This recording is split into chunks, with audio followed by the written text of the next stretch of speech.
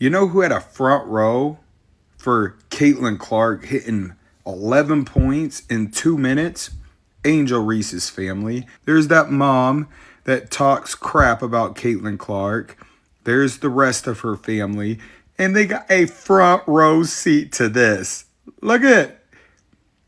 They don't even know what to do. Then, on the other hand, Angel Reese, this one.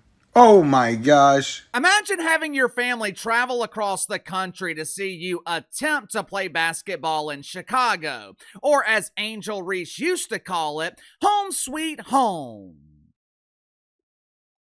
First 2 years of her WNBA career, Angel Reese played pretend basketball in Chicago. Now, of course, she was not playing in the United Center, the house that Michael Jordan built. It is way too big. Angel Reese couldn't sell out home games at Wintrust Arena, which is essentially a bank with a conference room that hosts make-believe basketball games. Even though they pretend Angel Reese is the face of the league, the WNBA knows she does not have the mainstream drawing power to sell out NBA arenas. This past weekend, the WNBA All-Star Game was in Chicago. The prodigal Barbie was returning home. Dozens of her hometown fans were in attendance, along with dozens of family members who traveled by bus to see Angel Reese mesmerize the crowd with her unbelievable levels of unathleticism. The WNBA All-Star Game was kind of like a Reese family reunion. Ironically enough, Angel Reese is one of very few WNBA players who actually gets recognized at family reunions.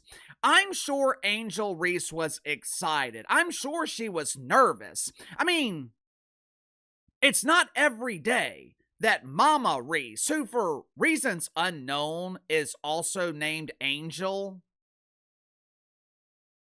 it's not every day that Mama Reese gets the opportunity to see her daughter actually make shots, make layups.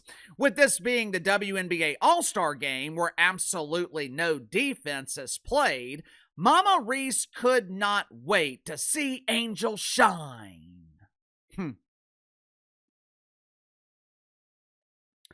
Unfortunately, but unsurprisingly, the Reese family reunion ended in disappointment and embarrassment. Angel Reese was so atrocious. She only played 9 minutes. She was given the least amount of playing time on her team. 0 points. Angel Reese had more clumsy collapses than made shots. Mama Reese, who is known to be a prominent clapper, Mama Reese was so disappointed that she wasn't even clapping back at them haters. You know, the All-Star Game was a missed opportunity for Angel Reese, but it was also a missed opportunity for the WNBA. Not only did this toxic turd of a league showcase the worst basketball imaginable in a game that supposedly featured the best players in the league, the WNBA also proved again they do not want your business. But before I show you what I'm talking about, let's get to the sponsor for today's video, my good friends at Sugar Mountain Trading. Darnell is one of my longtime viewers. Earlier this month, Sugar Mountain Trading did a giveaway here on the channel for my audience. Darnell was one of the lucky winners. He had been dealing with pain for weeks on the right side of his body. Like most, when they hear Uncle Casey talk about the efficiency of CBD from Sugar Mountain Trading, Darnell was skeptical. But since this was a giveaway, Darnell decided to give it a try. And since Darnell was the winner, Sugar Mountain sent him some complimentary CBD. As you can see in his email to me, within minutes of applying the CBD to his pain points, Darnell's pain was gone. I've got countless stories like this from viewers, friends, family. Like Darnell, they're all skeptical in the beginning, but eventually Every single one comes back to me with the same story. They cannot believe this stuff actually works. There is a reason Sugar Mountain Trading has been sponsoring me here on the channel for 2 years now. My audience keeps buying their CBD because Sugar Mountain Trading is the real deal. What do you have to lose? Take control of your pain today by clicking the link in the description or the pinned comment below. Use my promo code BTL25, BTL25. Receive 25% off your first purchase with Sugar Mountain Trading. This past weekend was the WNBA's chance to showcase their best players. It was the WNBA's opportunity to prove people like Uncle Casey wrong. It was their opportunity to prove that this is professional basketball instead of pretend basketball. Unfortunately, the only player that bothered to show up was Caitlin Clark. The WNBA All-Star Game. It was one of the worst displays of athleticism I have ever seen. It made the WNBA regular season, which is usually a toxic turd, the All-Star Game made the regular season look like a polished turd. And for all the lonely men who get offended when I criticize their precious league. This is unfair. You never criticize the NBA. You never criticize the NFL. You only criticize the elite athletes in the WNBA because you're a misogynist, you're a racist, and more importantly, you're a real asshole.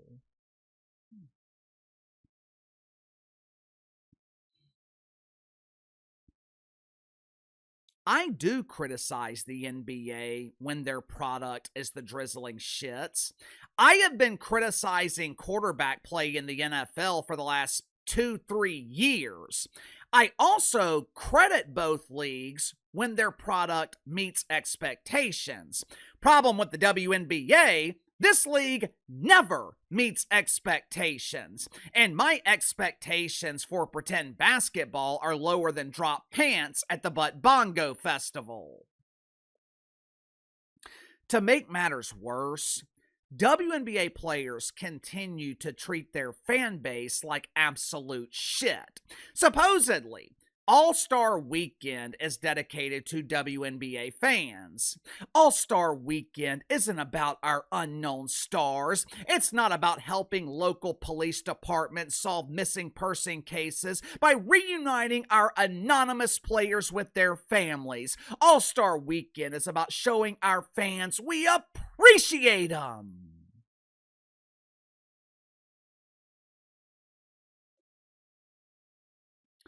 Apparently, people who overpaid hundreds of dollars for tickets to one of the worst basketball games ever played, they also received exclusive passes, I guess, for a meet and greet.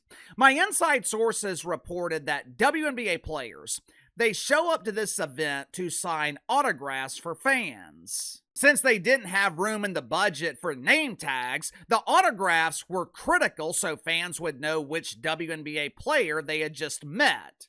Look, Mommy, AZ Fudd just signed my gum wrapper. How much do you think it's worth? Sorry, honey. The gum that you threw away had more value. According to one parent who took their child to meet the Jane Does disguised as WNBA All-Stars, the event was a flaming ass fire. Check it out for yourself. According to this concerned parent, they stood in line for over 2 hours to meet the supposed biggest stars in the WNBA. They were not waiting because the lines were so long. They were waiting because the vast majority of WNBA players were over 40 minutes late. According to this parent, Caitlin Clark was the only player on time. She was the only player who fulfilled her obligations. Translation, Caitlin Clark was the only player acting like a professional. Look, Full transparency here. This is just a random review. Whether it's true or not, I don't know. I will say, I looked further into this and I found several other reviews just like this one. But I will let you decide for yourself whether or not you believe it. Me personally, this does not surprise me. The WNBA has a long history of treating their fan base like garbage. How many times have WNBA players accused fans of mythical racism? How many times have WNBA players accused their fan base of misogyny, homophobia? They're afraid of us because we take L's both on and off the court.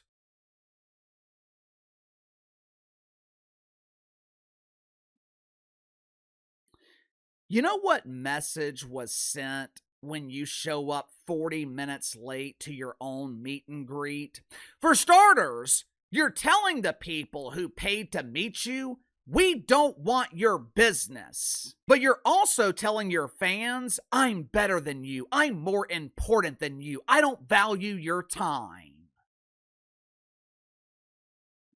This mother or father who stuck around, they're a hell of a lot better than I am. The one thing I value more than anything else, my time. I am constantly being pitched. I am constantly receiving offers, requests for meetings. If I am meeting a brand for the first time and they're late, I don't care if they're 2-3 minutes late. I'm out. Because the way I see it, if you can't show up on time to show me your presentation, your pitch, how can I rely on you once we start doing business? I am patient in a lot of ways. I have absolutely zero tolerance for you wasting my time. If this report is true, I'm sure some WNBA players thought that they were fashionably late. Girl, we can't show up on time. Then we will look normal. We'll look like peasants. Don't you know we're VIPs? VIPs don't show up on time. We show up fashionably late. That's how people will know we're the stars.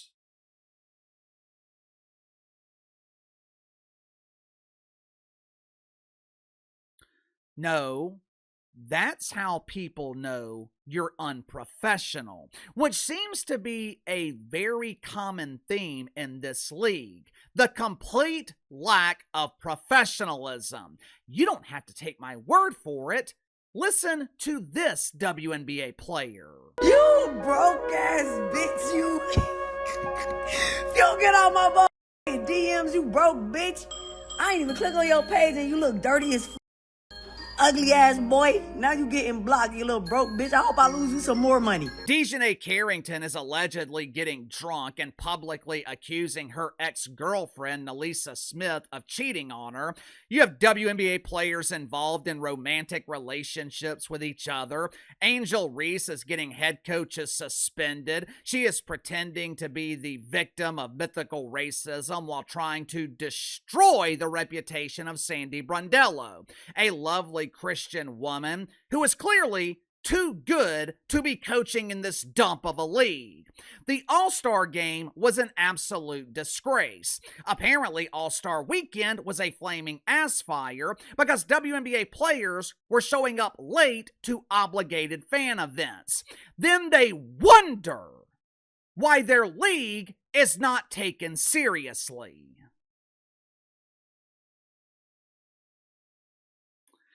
Sound off in the comments below. I'll see you guys tomorrow.